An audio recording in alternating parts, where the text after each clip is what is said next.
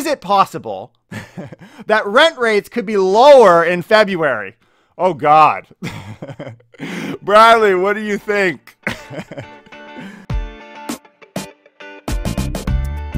Good morning, investors. Bradley here from Watson Estates, and thank you for joining us. You're listening to the largest, fastest growing podcast for Toronto real estate on iTunes, Spotify, and Google Podcasts. I'm glad you're here. Today, we're going to discuss whether the Sizzle has left our local market. Is it still here? What does the real estate industry think comes next for the Toronto real estate market? And then we're going to jump into whether real estate itself is playing an instrumental role in our economic growth as a country. And should we, as an idea, tax people who choose to work from home? If I don't have your attention yet, that's okay. We like to have some fun here on the show. We like to keep the topics light, and we here in the GTA, in Toronto and Peel specifically, have set some records. We're setting some COVID records. Very good. According to CBC, over the past week, Ontario has reported a daily average of more than 1,200 new confirmed cases. Listen to this. On 4 of the past 5 days, the province broke its previous single-day record. I mean, congrats, Ontario, I guess. Wear the badge of honor. Hey, I'm all for setting records. Like back in the 90s, my uncle set a record for eating the most prunes in a single sitting. But he's a really humble guy. He is. If you ask him, he's just a regular guy. And you know what? It's a great relationship, too, because my aunt, she's perfect for him. She's really a trophy wife. You know, her ears, they stick out a little bit, and she has a list of all her previous boyfriends tattooed on her back. Anyways, we like to have some fun. I'm glad you guys could join us on the show. Make sure you hit the subscribe button, like our video.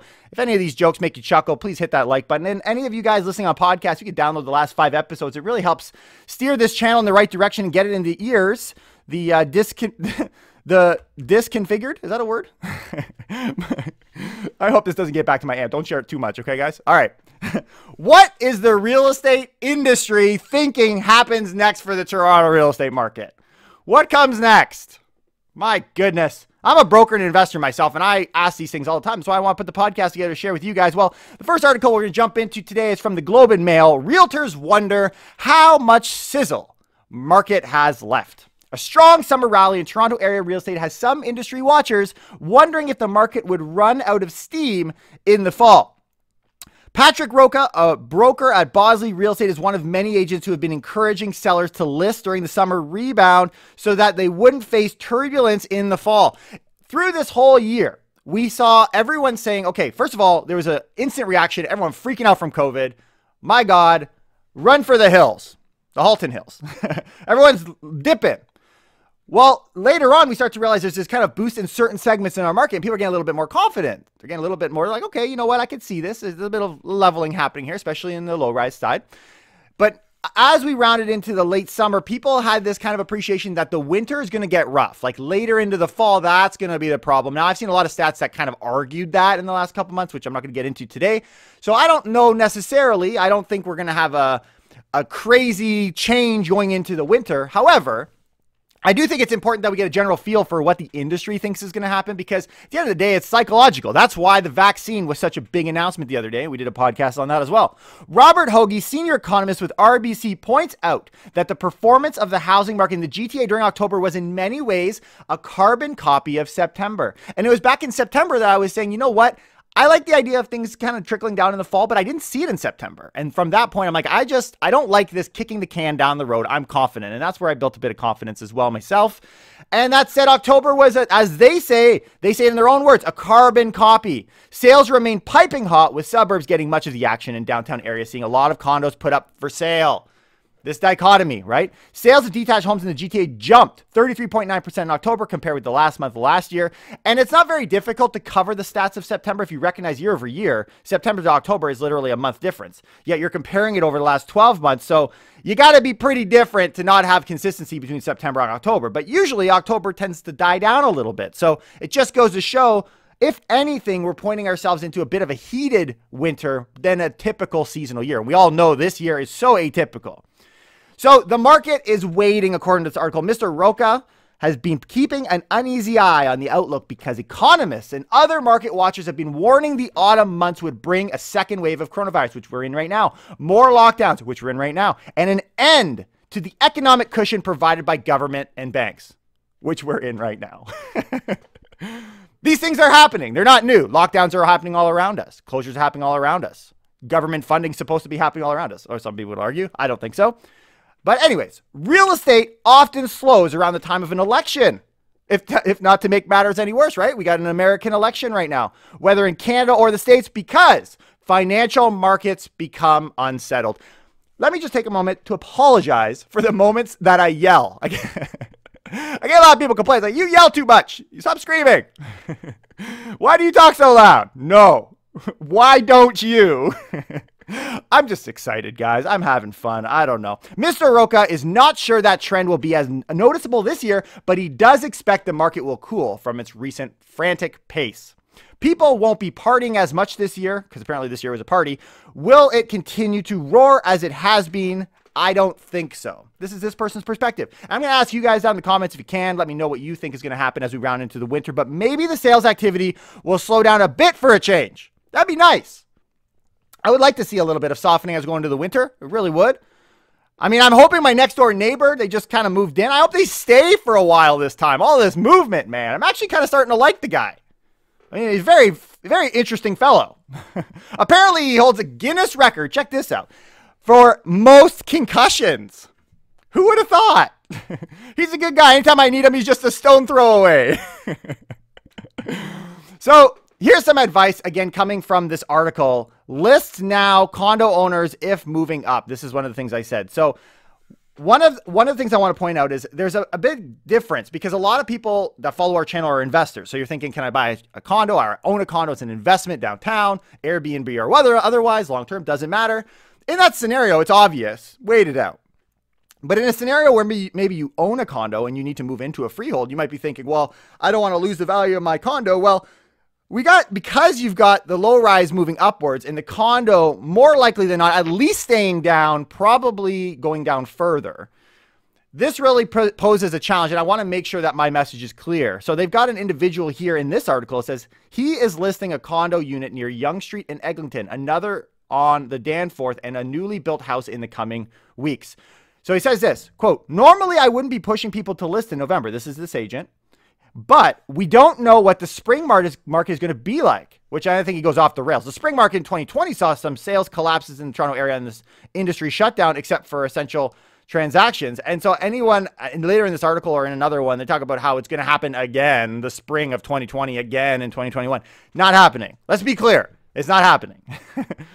So meanwhile, the low rise, Elise Stern, a real estate agent from Harvey Kale's Real Estate, sees signs that the flow of new listings is slowing. New listings is slowing. That means pressure, upwards pressure. The inventory seems to be drying up in the past week for sure. There's been very little coming out in the under $2 million range in Toronto. If you want to know luxury, go back and we did a podcast interview yesterday. Go check that out with a luxury expert if you want to learn how that works. But for the normal folk, things are getting tighter, specifically in the low rise space here. And so the condo market downtown Toronto, meanwhile, continues to struggle. In the 416 area code, sales in the condo segment fell 8.5% last month compared to October 2019, and active listings have soared 173%. Very different from tightening. We got whatever the opposite of tightening is. Loosening.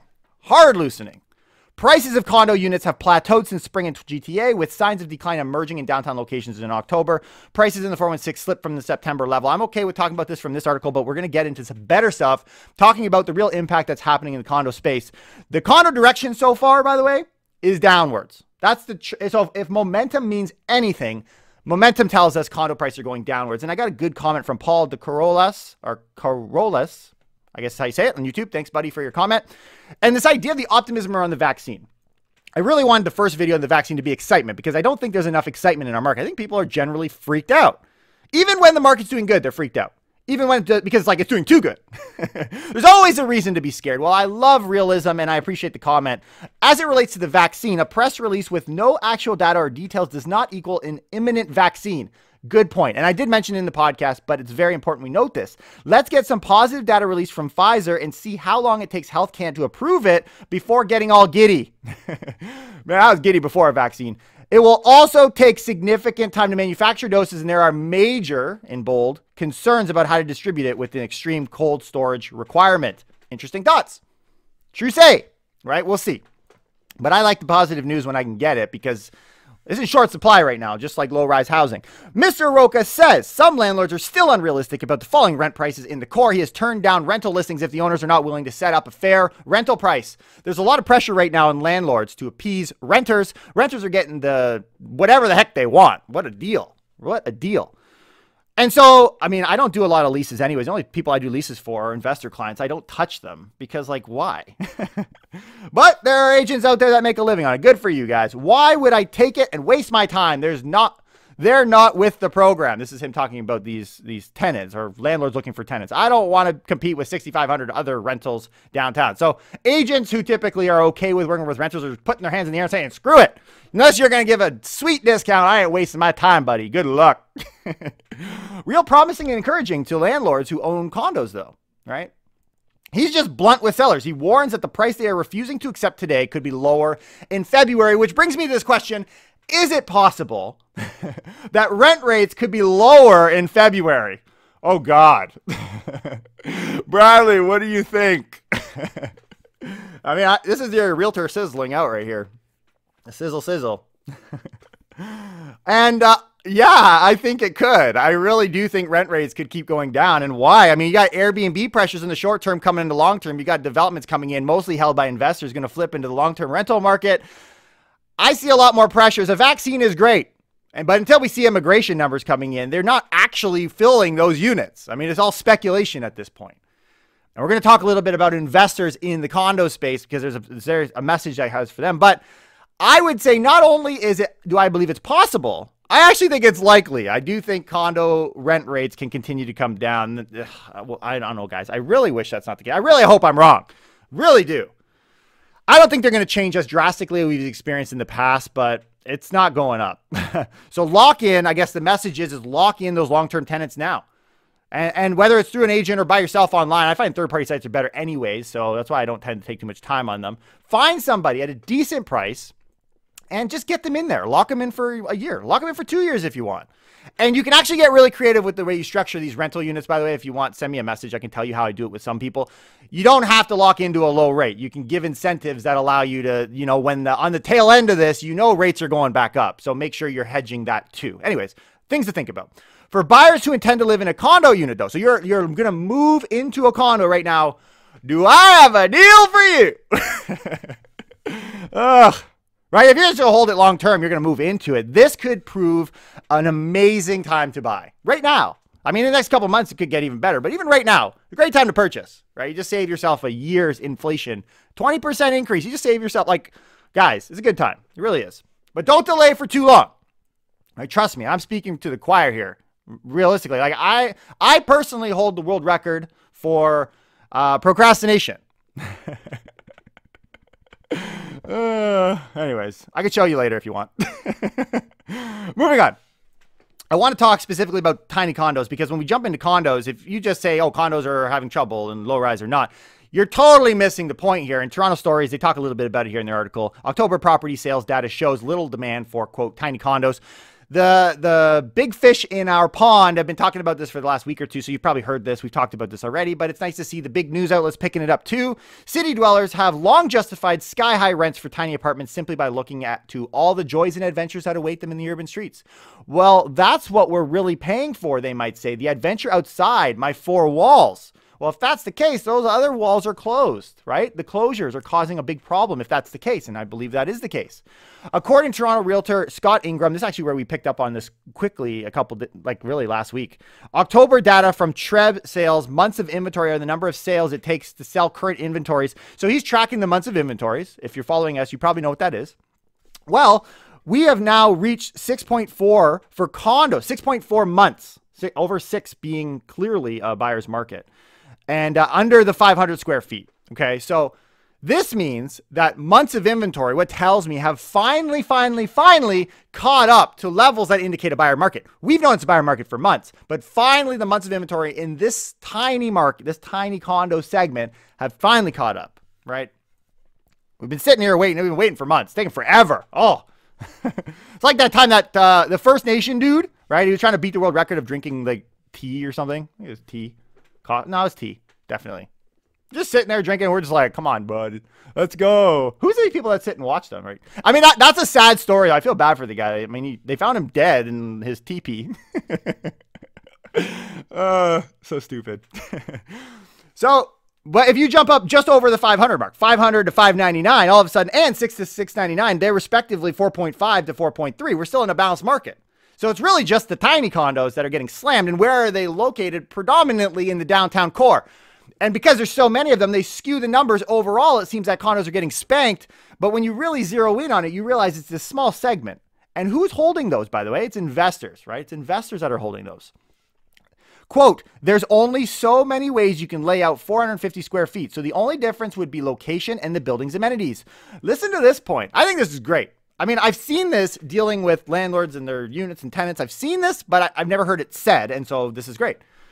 But with these amenities not accessible right now, if you're a renter signing a 1-year lease, you may never be able to access the pool in the course of your tenancies. So you're like, oh, I'm getting $200 less for my rental unit. Well, yeah. Because it's not your fault, but they're not getting what they were getting when they had, like, it's not the same condo. Let's be clear. This is not the same condo. It's not the same lifestyle they were getting at the beginning of the year, and you're paying the price for it. But recognize it's not a discount. It's a, it's a fair trade. It still is. The average months of inventory for units smaller than 700 square feet, according to Ingram, is 4.6, well over the mean for units over 700, which is 3.1. So under 700 is 4.6, over 700 is 3.1. Clearly, the larger stuff is not struggling as far as, like, listings are moving. They're still moving. Ultimately, the smaller space, which Ingram explains, are a lot more likely to be investor-owned and are facing challenges right now, regardless of whether they're leasing or selling. There you go, investor-owned. And this is why I have a little bit of skepticism going into February on whether rents will go up or down. These are investors, right? Anyways, I saw so I don't usually, I get a lot of like graphs and stuff I like to look at as I look through all of the tweets of the world. And there's one that I really think you guys should jump over. It's down in the comments. I'll leave the link. You can check that out. So what it is it says months of inventory by size of unit, condo, apartment, Greater Toronto area. If you get a chance, jump in, and it compares 2019 to 2020. It's very interesting to see the months of inventory mapped out and how it looks on that low end segment. So if there's any confusion as to where there's a struggle happening in the condo space right now, it should not even be a concern. Like, as soon as you look at under 700 square feet, it's very obvious. It's a very obvious thing that there's a difference. So here, this is the condo owner's dilemma. Quote, in Toronto, this price growth disparity between freehold and condos is worrisome. If the gap continues to widen, it will become harder and take longer for current condo owners to trade up into the freehold market. So taking investors out of the equation, which is really who I often talk to, if you just have a condo and you want to move up, it's going to get harder. Okay. I know you're sweating a little bit like I am when I do these shows. Too much movement. It's like my exercise. Who needs to work out? Don't need gyms. Close those things. Based on Ingram's analysis, for those simply hoping to level up from their shoebox into a condo that boasts enough space for an office chair, finding a new home looks like it'll be easier and quicker than offloading your last one. That's the truth. That's the truth. Sell it first. I mean, that should be the case in any market. But okay, let's jump over here. Let's change our tune. I want to talk a little bit about our economy, which is a big factor in success of the real estate market. Well, this one merges the two in this article from TorontoStories.com this morning. Real estate continues to contribute to employment growth in Canada, StatsCan. Following months of steady job growth in Canada, which we've been mapping out, very optimistic I've been about employment increasing, very real about this. There was a sizable drop in employment in October. Uh-oh. Whoa. According to StatsCan, just 84,000 jobs were added in October, an increase of 0.5%, right? After growing by an average of 2.7 per month since May. 2.7 each month, all of a sudden, less than 1%. In September, there were 378,000 jobs added. However, the employment rate reached 8.9 in October, marking little change from the previous month. So we've reached a bit of we stopped our improvement of employment. And we're stuck at this 8.9 rate here in Canada. Anybody who tells you right now, like any new update you get that tells you that unemployment is dropping, that it's coming down, they're just simply not being honest. They're not. We can be confident in our market, in my opinion, but still naturally skeptical. And that's me. I'm naturally a skeptic. I want to hear all opinions before I yell my own. But we should be skeptical, and not everybody telling you the truth. So, perfect example. My friend told me that he holds a world record in quilt making. Quilt making? I mean, I suspect the whole story is fabricated. So what's happening right now? The latest labor force survey from Stats Canada revealed that employment increases in several industries, partially offset by a decrease of 48 in the accommodations and food services industry. The hospitality, the travel industry is being slaughtered. We know that. But who is winning? What industries? And if real estate is going to be the salvation, what industries are doing good? Well, the industries that contributed the most to October's growth included, tell me what industries these are in. Number one, real estate. That's it. No, I could literally stop there, but I'm not. Okay. Number two, construction. Number three, finance. Number four, insurance. Number five, rental and leasing. Number six, other services. What is that, like home inspections? AKA literally just real estate. So, and then that's where you get these boards. They jump in there like, oh, real estate is going to be the driving. It's going to be the train. It's going to be the caboose. The caboose is the front, right? No, probably not. Anyways, it's going to be the front of the train pulling the rest of our economy out of the gutter. Yeah. The construction industry, like, but meanwhile, let's pump that real estate industry. Let's get those prices up, man. You got to be in this market. If you like, you're missing out if not, because all forces are driving in the real estate industry, whether you like it or not. That's where things are happening, fortunately or unfortunately. Now, here's some interesting thoughts. For the first time, self-employment, working for yourself, increased since the onset of COVID, increasing 1.2% with an addition of 33,000 jobs. So people more than ever are thinking, you know what, I'm going to do it myself. Right? And this is good. I mean, this is good. We're entrepreneurial in nature. That's what makes our country great, right? But also recognize, I think it's an important point here and why I wanted to include it. I think it's important that we recognize how much more difficult it is to apply for a property and qualifying for a residential property if you're self-employed. It's tough. And it's only gotten tougher in the last few years. And I saw an article from globalnews.ca. Literally, it was a video, and I watched it. And I don't like to watch videos, but I did. Avoid investing in Toronto's real estate market in the COVID-19 pandemic, says an expert. They're talking to John Pasalis, and he does say point blank, don't invest. If you're investing, now's not a good time. If you're buying, it's a great time. If you're investing, not so much. Why? The declining rents. The declining rents is such a big factor, specifically in the downtown core. And that's the essence of that article. You can check it out on Global News. And so back to this conversation of challenges with mortgages, it only applies for those buying residential properties. Fun fact, if you're buying a commercial property, 5 or more units, doesn't matter, doesn't apply to you. That's why me and my investors, we look to small and mid-sized apartments to generate incredible cash flow.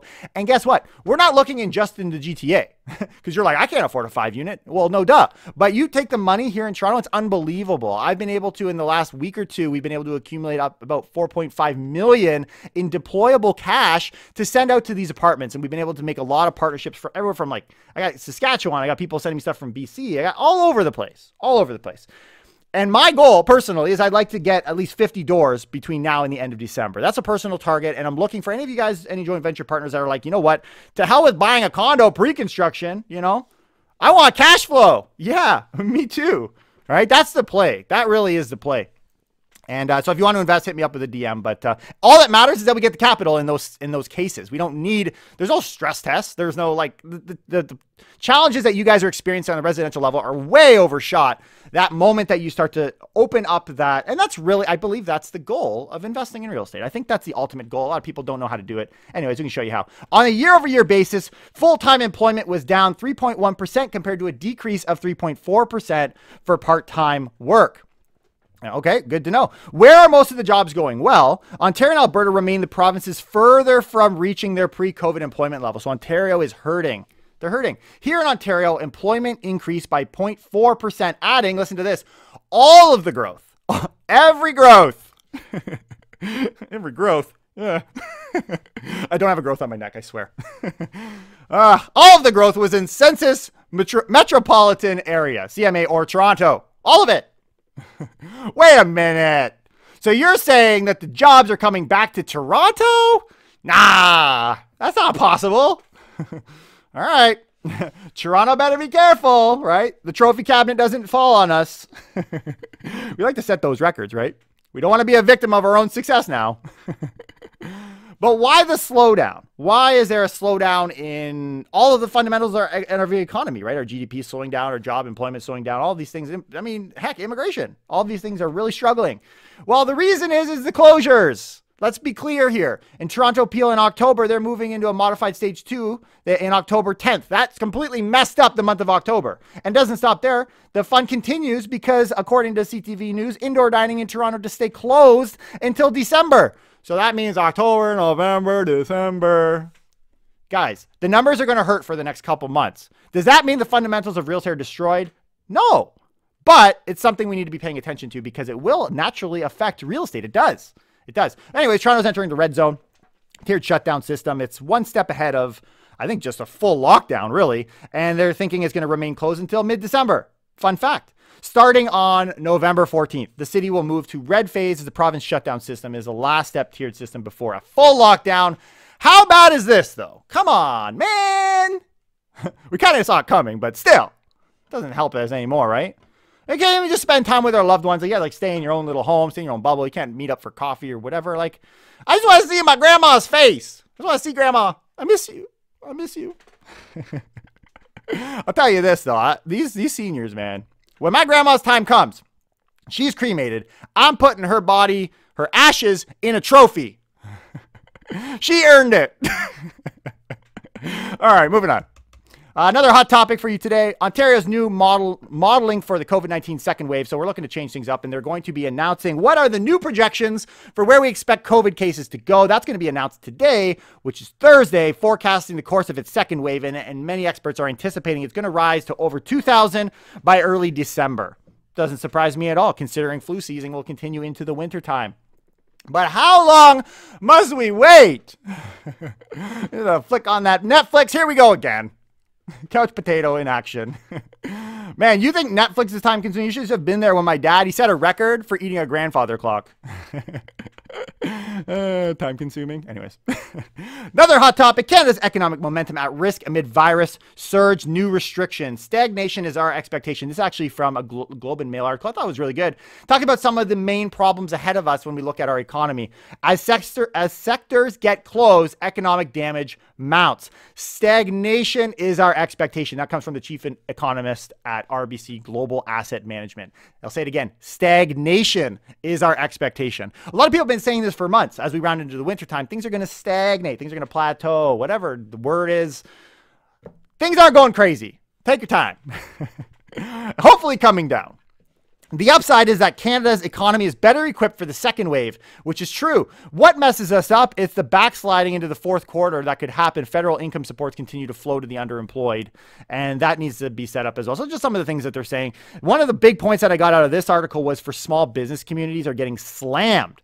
Ottawa announced updates to a wage subsidy for Canada's emergency rent subsidy in early October. However, I mean, they've made last minute changes, and we're actually today, Deputy Prime Minister Chrystia Freeland is expected to face the Senate to discuss the program, but lobby groups are saying it's going to be until December that we actually see something tangibly.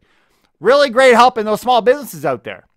In fact, the Canadian Federation of Independent Business estimated that between 55,000 and 218,000 small businesses. This is not a person. This is a business servicing persons. 55,000 to 218,000 small businesses. Nearly 1 in 5 could shut down depending on the government aid. There's still a lot of impact that's happening, and something needs to be done. And I'm not blaming on any one political party. I think it just needs to happen. If we can't go to bars, how do you expect the Irish to down 100 liters of beer in 30 minutes? Or whatever the Guinness World Record is right now. All right, real condo prices dips. I love this point that I saw from Scott Ingram. It was a tweet 16 hours ago that came out. It says this: I thought the quote Toronto condo prices down 9% from peak headline was misleading though, since only applied to downtown. I love this chart that he gave. It actually maps out the HPI in the 416. So if condos are getting slammed, specifically in the downtown core, to the point where we're experiencing a 9% drop in prices, well, is that actually what's happening? Not really. There's a bit of a skew that's happening because we've got an amazing amount of new listings popping up in the downtown core. It's skewing these numbers. If we were to break it down to actual housing type and comparable housing type, listen to this. The HPI would be down 3.6%. So if you're like, yeah, it's a smoking deal, we got 9% off since the peak. Well, kind of.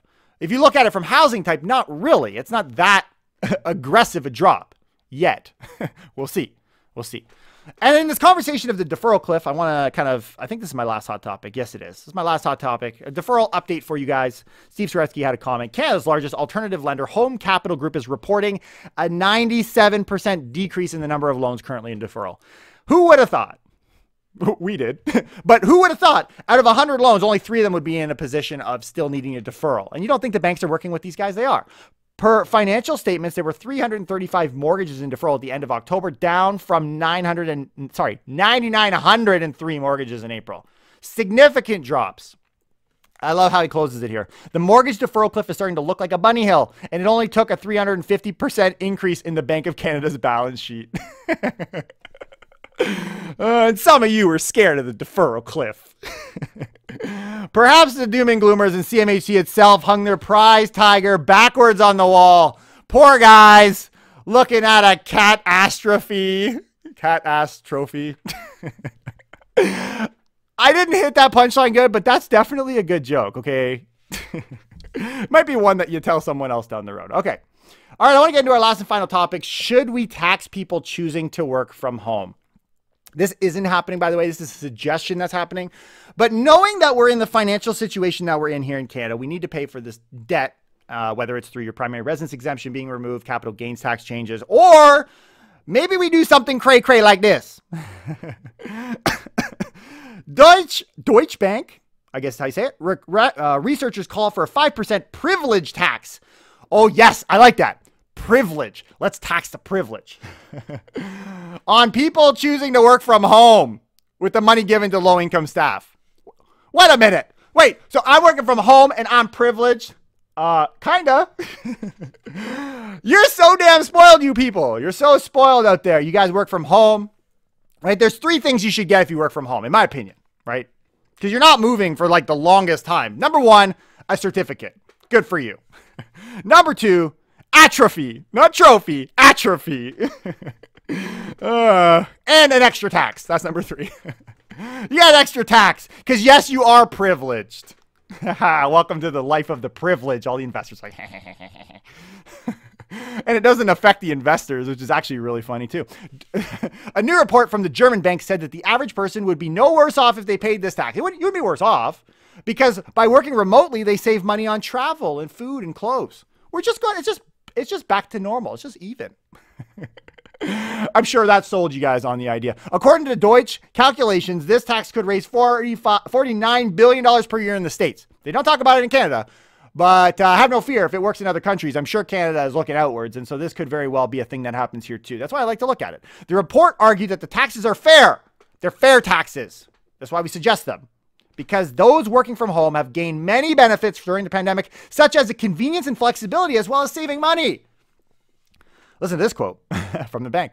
That means remote workers are contributing less to the infrastructure of the economy while still receiving its benefits. I'm sure that makes you guys feel so much better. Like, you know, just do your part. As you've been telling wealthy Canadians for years, you're wealthy. Just do your part, you privileged folk. Group them in there. Bring them in. Let's go. If the average salary of a work from home employee in the U.S. is $55,000, a tax of 5% works out to just over $10 a day. That's like a Starbucks coffee. From polls that I've seen, it's been 50-50 on people want to work from home or back downtown, right? Like, which is where the jobs are, and we're seeing that even now. So you either want to go back to work downtown or you want to work from home. It's 50-50. Well, something tells me if Canada were to pull one of these things, that would probably skew the results. That would be a good thing for people downtown, right? People would be running back to the city if they weren't already going to do that, which I think they were. The government, though, is going to need to be creative on how it's going to structure its taxes. And so something like this is not out of the question. Something we need to consider. What's funny, though, the irony here is that everyone is okay with taxing the rich. But the moment someone says, well, that includes you, you're privileged. Oh, what? You live in Canada? You're one of the most wealthy people in the world? Don't tax me. You know, you pull back. You're like, oh, no, bad idea. And the funny thing about this tax, which I saw in the article, I didn't mention it here, is It doesn't apply to self-employed people. Look, the self-employed and low-paid staff should be excluded from the charges. The tax should only apply in countries where the government hasn't advised people to work from home, it says. So the government hasn't advised it, which right now is the case, which would be kind of unfair. But they say this, quote, working from home will be part of a normal way after the pandemic has passed. They argue that remote workers should pay a tax and are privileged. So if you're self-employed, you're getting overlooked. You don't have to pay this. Finally, we're able to get some money back from you people that go to the work. Guys, I'm not for tax. I hope you understand. I'm not for that. I find it funny. And I love the idea of knowing maybe we have some insight into what's coming down the road and how we're going to pay for this debt, which will need to be paid for as well. I mean, my dad, he was a master at consuming time, as I mentioned earlier. He set a record. And it's got me inspired. Through my podcast, I am going to set a world record for wasting other people's time. So thanks for helping. Please leave a like, leave a comment down below. Download the last 5 episodes as we continue to dive into, on an ongoing basis, the local real estate market. I hope you guys had fun. I know I did. Enjoy yourselves. A wonderful day, and I'll see you next time. Take care and keep it real.